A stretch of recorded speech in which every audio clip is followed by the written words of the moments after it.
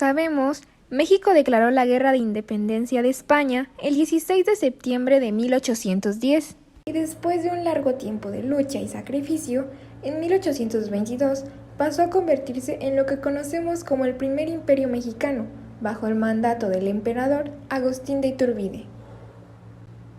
Y tiempo después, con la Constitución de 1824, el régimen republicano democrático representativo federal se estableció, haciendo a México una república federal que estaría manejada por un presidente y por un supremo poder de la federación. El supremo poder de la federación se divide, para su ejercicio, en los poderes legislativo, ejecutivo y judicial. El Poder Ejecutivo gobierna conforme a lo establecido por la legislación. Su titular, el presidente constitucional de los Estados Unidos mexicanos, es elegido mediante elecciones directas cada 6 años sin posibilidad de reelección, lo que quiere decir cada presidencia dura un sexenio, y cuando concluye ese tiempo, el ganador de las elecciones vigentes es el nuevo en ocupar el cargo. Para la ejecución de sus labores, el presidente tiene la facultad legal para nombrar a sus colaboradores más cercanos, que son los secretarios de Estado y el Procurador General de la República. Pues bien, el primer presidente de México fue elegido por el Congreso Constituyente en 1824, justo después de proclamar la Constitución, Guadalupe Victoria, quien gobernó del 10 de octubre de 1824 al 31 de marzo de 1829. Desde entonces hasta la actualidad, México ha tenido 67 presidentes constitucionales que han ejercido el cargo.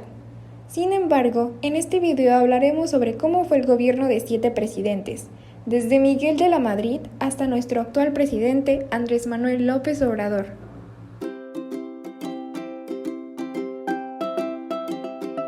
El comienzo del neoliberalismo en México. Miguel de la Madrid Hurtado, 1982 a 1988. Nacido en Colima, estado de Colima, el 12 de diciembre de 1934 y falleció el 1 de abril del 2012, perteneció al Partido Revolucionario Institucional PRI. Así fue como el 1 de diciembre de 1982 tomó posesión del mandato en un momento de emergencia económica, según él. Esto se debe al hundimiento en junio del 81 con relación a los precios del petróleo, causa de una saturación de oferta. Es por eso que él repercutió en la estructura productiva y financiera nacional. Poco después de este suceso, que era la industrialización, llegó a México lo que conocemos como el neoliberalismo. El neoliberalismo es algo que Madrid promovió. ¿Pero qué es esto? Es un sistema político, económico, que exige que se debe liberar a la industria y a la economía a favor de las grandes empresas. Lo usan para que las empresas decidan el precio y las fundaciones puedan tener las mercancías y procesos en relación con la humanidad. El neoliberalismo en México era un modelo tanto económico, político, social y cultural. Nos rige a nivel mundial. Es conocido como el nuevo liberalismo del siglo XVIII, el cual surgió tras la derrota del socialismo en los 80s al final de la Guerra Fría. El neoliberalismo tiene varias características. Una de ellas es la desregulación del comercio y finanzas, tanto en el nivel nacional como internacional, la privatización de muchos servicios brindados por el Estado, brusca reducción en el gasto social y la competición desenfrenada de las grandes empresas. Pero, ¿qué tiene que ver esto con México? En el caso de México, ocurrió en el sexenio de Miguel de la Madrid entre 1982 a 1986. Él recibió al país en medio de una crisis y una devaluación por culpa de los malos manejos de Portillo. Por eso se planteó una reestructuración económica. Esto se logró gracias a los tecnócratas de Miguel de la Madrid. Con la firma del GATT se ponía fin con la política proteccionista que había prevalecido desde el gobierno de Lázaro Cárdenas. Miguel de la Madrid comenzó su sexenio con un decreto de austeridad firmando el Pacto de Solidaridad Económica para sacar adelante al país. Reconstruyó los problemas que había dejado Portillo y el peso recuperó el 50% de su valor, abriendo de nuevo la economía en México. Aunque esto no duró por mucho, un terremoto de magnitud 8.1 azotó a la Ciudad de México. En medio de la tragedia hubieron muchos edificios destruidos, decenas de muertos y damnificados. el gobierno desde la Madrid enfrentó el problema con lentitud, así que la población se organizó para la ayuda y el rescate de las víctimas. Por eso es conocido como el Sexenio Perdido.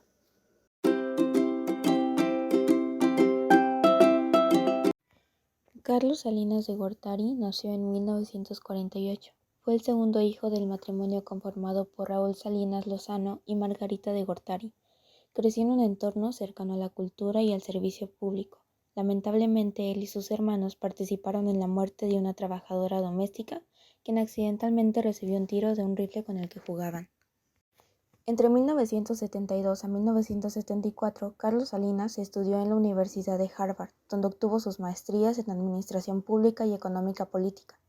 Entre 1971 a 1981, comenzó a trabajar en la Secretaría de Hacienda y Crédito Público.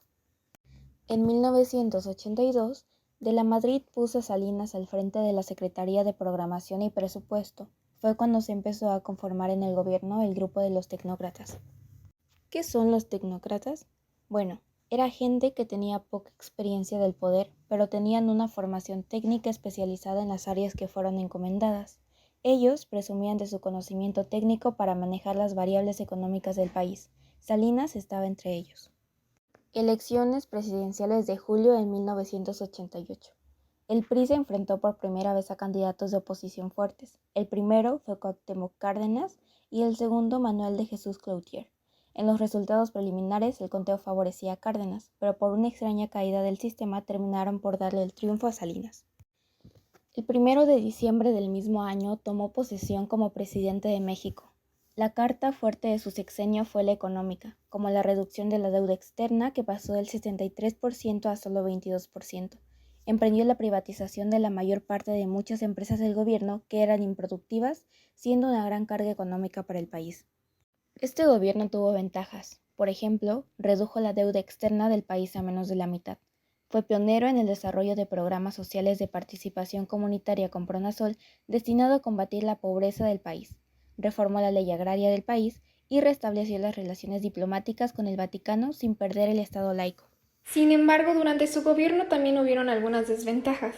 Por ejemplo, vendió Telmex al empresario Carlos Slim, y su salida de Los Pinos se vio manchada por grandes escándalos de corrupción y nexos con el narcotráfico. También se vio marcada una violencia política y los principales responsables pertenecían al PRI. Dentro de eso, Chiapas se levantó en una rebelión de indígenas pobres denominado Ejército Zapatista de Liberación Nacional, donde Salinas negoció en vez de darle represión. Ernesto Zedillo Ponce de León es un economista y político mexicano que desempeñó como presidente de México desde el 1 de diciembre de 1994 hasta el 30 de febrero del 2000. En 1992 fue nombrado secretario de Educación Pública, cargo al que renunció en 1993 para asumir la dirección de la campaña del candidato oficial a la presidencia Luis Donaldo Colosio. Tras el asesinato de Colosio en 1994, Zedillo Ponce de León fue designado por presidente Salinas, ratificado por el Consejo Político del PRI, como candidato sustituto. Durante su presidencia enfrentó una de las peores crisis económicas en la historia de México, que comenzó pocas semanas después de asumir el cargo. Se distanció de su predecesor Carlos Salinas de Gortari, culpándolo de la crisis a su administración, si bien el propio Zedillo no se apartó de las políticas neoliberales de sus dos predecesores. Su administración también estuvo marcada, entre otras cosas, por nuevos enfrentamientos con el EZLN y el Ejército Popular Revolucionario. También llevó a cabo la reforma judicial en el Poder Judicial de la Federación, que creó el Consejo de la Judicatura Federal y consolidó el papel de la Suprema Corte de Justicia de la Nación como Tribunal Constitucional. El precio del dólar incrementó a cerca de 114%, de 3.40 pesos a 8.70 pesos, entre diciembre de 1994 y marzo de 1995. Causó reforma inmediata a quiebras de miles de compañías, desempleo y que muchos deudores se vieran impedidos a pagar sus deudas. El gobierno de Zedillo ideó el Fondo Bancario de Protección al Ahorro para apoyar a la banca nacional contra los deudores. Zedillo resolvió el problema por medio de 2 préstamos hechos por los Estados Unidos a México, por un total de $20 millones, logrando que el resto de su ciclo presidencial viera una recuperación del empleo y una sana administración de la economía mexicana y, al parecer, cambios en el sistema económico que permitieron estabilidad económica relativa en el sexenio siguiente. En el terreno político inició y dio los primeros pasos a la democracia ejemplificando. Por otra parte, la oposición logró ganar por primera vez las gobernaturas de varios estados y convertirse en mayoría en el Congreso. Asimismo, favoreció una de las elecciones competidas en el año del 2000, que permitieron por primera vez en 70 años la llegada a la presidencia de un candidato no emanado del Partido Revolucionario Institucional, PRI. Vicente Fox Quesada es un empresario y político mexicano que se desempeñó como presidente de México desde el 1 de diciembre de 2000 hasta el 30 de noviembre de 2006. Vicente Fox Quesada fue el primer presidente no emanado del Partido Revolucionario Institucional, PRI, o sus antecesores desde 1929, lo que significó en una alteración política que no se había dado desde hace 70 años. Como presidente, siguió principales las políticas económicas neoliberales de sus antecesores del PRI, había adoptado desde fines de los años 80. La primera mitad de su administración vio un nuevo cambio de gobierno federal a la derecha, fuertes relaciones con los Estados Unidos y George Bush, intentos fallidos de aplicar un impuesto al valor agregado a los medicamentos, construir un aeropuerto en Texcoco y un importante conflicto diplomático con el líder cubano Fidel Castro. Las relaciones con Estados Unidos llegaron a un momento de tensión debido a que el gobierno de Vicente Fox manifestó su rechazo a la guerra de Irak de manera oficial en el Consejo de Seguridad en la ONU, un momento en que México buscaba el apoyo del presidente Bush para un acuerdo migratorio. En el sexenio de Fox se implementaron políticas sociales tales como becas a estudiantes de escasos recursos de nivel primaria y secundaria, preescolar, maternal y apoyo económico a familias marginadas. Faltaban solo 3 meses para que acabara el mandato de Vicente Fox Quesada, cuando se le informó que no había ninguna garantía para que llegara a la tribuna legislativa y rindiera su mensaje con motivo de su último informe de gobierno, debido a la crisis electoral que se vivía en esos momentos. A unas cuadras antes de llegar al Palacio Legislativo de San Lázaro, los partidos ya fijaban sus posiciones en la apertura de sesiones de la 60ª legislatura. Legisladores del PRD ya lo esperaban en el bloque en la entrada de la Cámara de Diputados. La tribuna prácticamente la tenían tomada.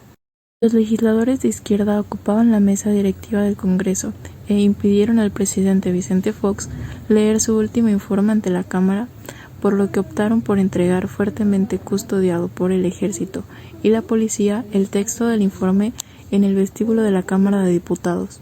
El secretario de la mesa directiva del Senado, Rodolfo Pérez Gavilán.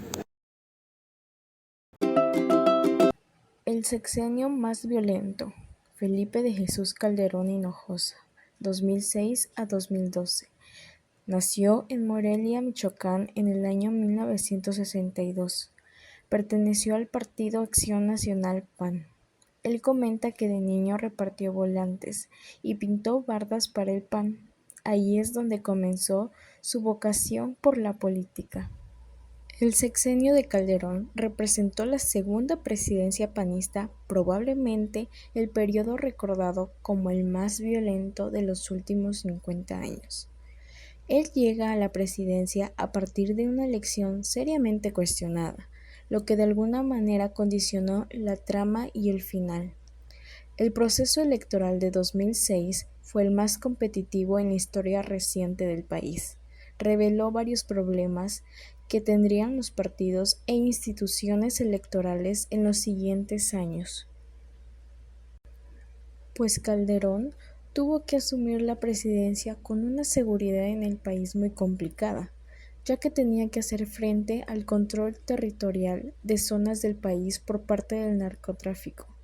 Quiso y trató de combatir estos cárteles, reformando las instituciones en el aspecto de seguridad, lo que provocó solamente un aumento inexplicable de violencia y víctimas. Los narcotraficantes siguieron su ritmo de actividad y continuaron exportando. Algunos artículos concluyen que a partir del 2006 la democracia no solo no se profundizó, sino que incluso hubo una regresión y que el regreso del PRI al poder se debió menos al respaldo vigoroso de la ciudadanía y más al fracaso del panismo. También estos artículos muestran las dificultades que desde un inicio enfrentó el gobierno de Felipe Calderón, como la crisis de legitimidad derivada de la elección presidencial, la crisis económica mundial de 2008 y el aumento de los niveles de violencia asociados al narcotráfico. Peña Nieto nació el 20 de julio de 1966, es licenciado en Derecho por la Universidad Panamericana y tiene una maestría en Administración por el Instituto Tecnológico y de Estudios Superiores de Monterrey. En 2005 fue electo gobernador del Estado de México. Su periodo de gobierno abarcó del 16 de septiembre de 2005 al 15 de septiembre de 2011. Al concluir su gestión como gobernador en 2011, Enrique Peña Nieto expresó su aspiración de contender por la presidencia de la República. A partir del 1 de diciembre de 2012, Enrique Peña Nieto es presidente de los Estados Unidos mexicanos. El objetivo principal de su gobierno es lograr que los derechos que la Constitución reconoce a los mexicanos pasen del papel a la práctica, trabajando en 5 ejes fundamentales. Número 1. Un México en paz, en el que se recobren el orden, la seguridad y la justicia. Número 2. Un México incluyente, en el que se enfrenten y se supere el hambre y se revierta la pobreza. Número 3. Un México con educación de calidad para mover al país a través de fomentar los valores cívicos, elevar la calidad de enseñanza y promover la ciencia, la tecnología y la innovación. Número 4. Un México próspero, en el que se impulsen y se generen empleos. Número 5. Un empleo y un México con responsabilidad global, en el que se muestre el respaldo y la solidaridad con el mundo, y se aporte en favor de las grandes causas de la humanidad.